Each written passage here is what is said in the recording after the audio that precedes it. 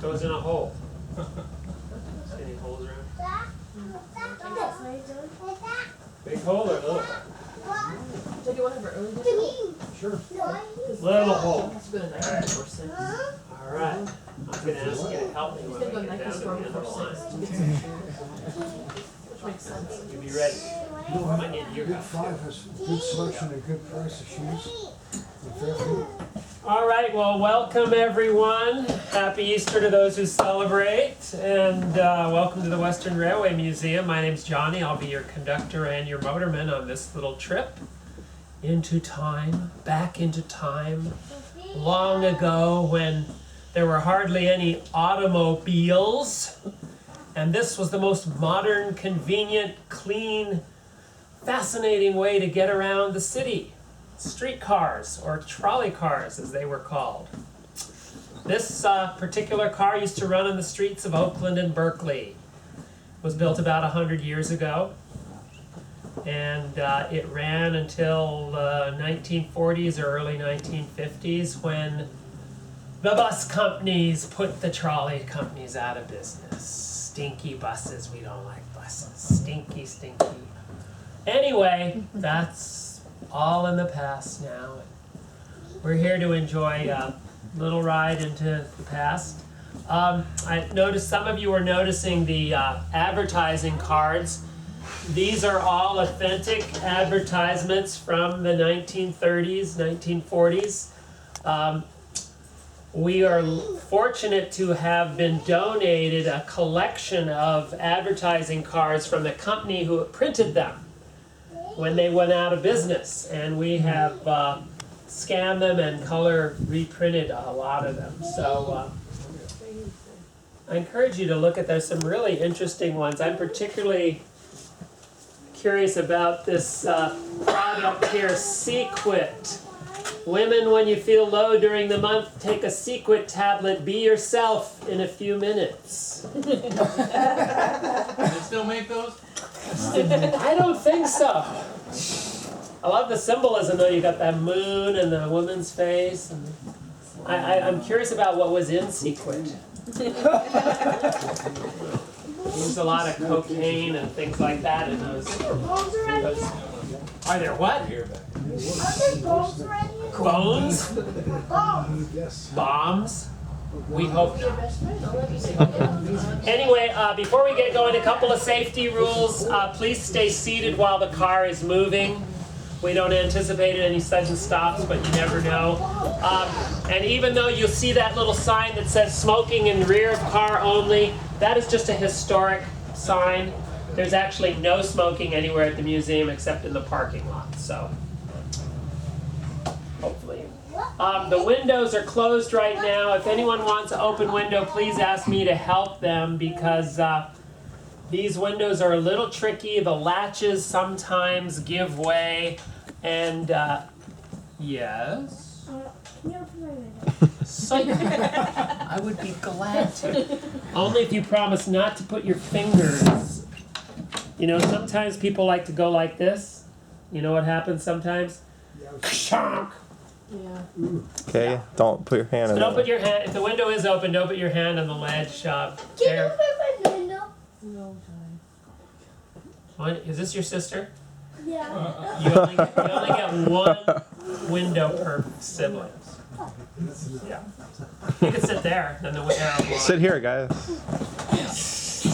All right, so our museum has been here for about 50 years. We bought this property in 1960. So just a group of Bay Area train nuts, enthusiasts, and needed a place to run all the streetcars they had collected. This particular car, as I said, ran on the streets of Oakland and Berkeley. When the buses came in, they burned most of these cars. They burned the wood to get rid of the wood so they could sell the metal for scrap. This car was saved by a railroad fan who bought it for probably a couple $100 and put it in his backyard up in the Berkeley Hills. Well, after about 30 years of being in his backyard, his wife finally said, "Get rid of that thing." So he contacted the museum, and we came out and got it. He had to cut down a tree that had grown up meanwhile to get it out of his backyard. And then began the restoration process, which took about 30,000 volunteer hours. We're all volunteers here at the museum. We're always looking for new volunteers. And if you don't have any particular skills, we'll train you. Get it? Train you? Anyway, so we restored the car, and we had everything ready to go except for the wheels, or the trucks, as we say in railroad lingo. There were no trucks to be found anywhere, so we wound up going to Japan to get the trucks. It just so happens that in Japan, they had bought the patent to this particular type of car, and built copies of these cars in the teens or 20s of the last century. And they were just scrapping their cars at about the same time that we were rebuilding this car. And so we were able to get the wheels of the trucks from Japan to get the car to run again. So it was an international effort. All right, we're gonna get going. I found a jack. I'm gonna stop up here. Look, we've been having a little bit of trouble with the overhead wire, so I'm gonna stop for I a see it. second just to make sure that we're not coming off we're not going on the wrong wire. 600. See it? It's running. I don't see it anymore.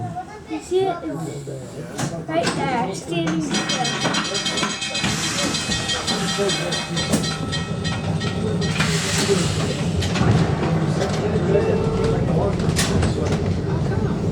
Probably didn't even. Probably didn't even.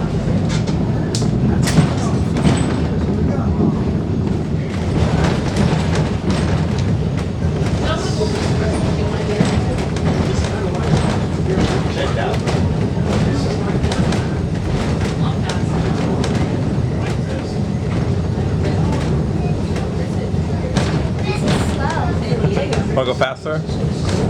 Full power?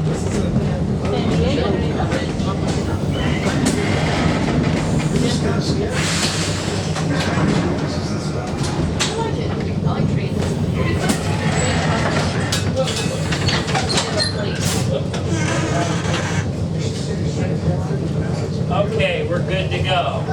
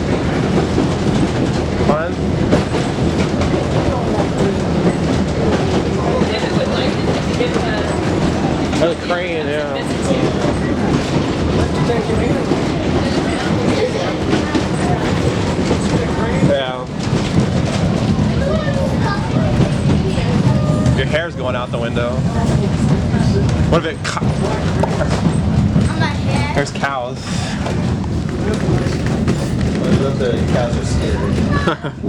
Start running.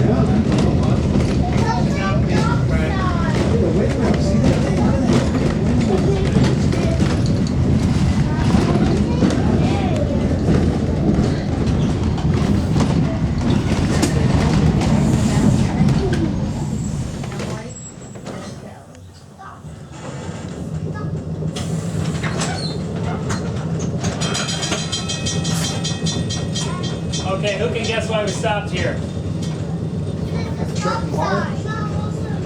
Because there's a stop sign. Who said that? Yeah, all right. So we always stop here. This is the short run. So on the short run, this is as far as we go. There's another car. How many people rode the red car already? Yeah, some of you rode the red car. It's slower. It's a little slower. Yes, it is. It goes farther. But it goes farther. Yeah. But we can't go out on that track because there's already another car down there. So when the museum bought the property here, we bought 22 acres of an old sheep ranch. We bought it out here in the middle of nowhere. If you noticed, we're out in the middle of nowhere. The only thing that was here was this one track here that this switch goes out on. This is the old main line of the Sacramento Northern Railway, which was an electric interurban railway that ran between the Bay Area up to Sacramento and then all the way up to Chico, California, about 183 miles altogether. One of the longest electric interurban railroads in the country. Those tracks were put in 1913 and carried passengers until 1940. And after that carried freight for a few years. By the time we bought the museum, the tracks were hardly ever being used. And eventually we were able to buy the tracks and the right-of-way from the Union Pacific Railroad at a very good price. So now we have 22 acres of land and 22 miles of track. When we got the track, all the wires and the poles that the former electric railroad had used were gone. We had to put all the poles back up, put all the wires back up. We've electrified about 5.5 miles so far down the line. We'd like to go another couple of miles eventually, time and volunteer labor and money allowing. And thank you all for coming and supporting the museum today. It's largely our visitor income that gives us our operating budget. And it's a big job keeping an operation like this going. Just to give you an idea, the tracks, the metal rails, those are the original 1913 rails. That's really good, strong steel. It lasts. The wooden ties that the rails are on, those rot away after a few years. And one new tie costs about 60, 70, 80 bucks. And we replace about 1,000 ties a year. So you can see it adds up pretty quickly, the maintenance. So I'm going to get off the car for a second and change the poles, take down one pole and put up the other pole. Because if the poles are pointing the wrong way, bad things happen.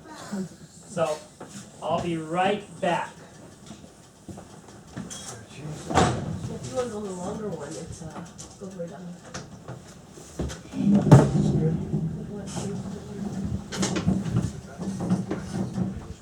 So what people took before there was buses, before there was freeways.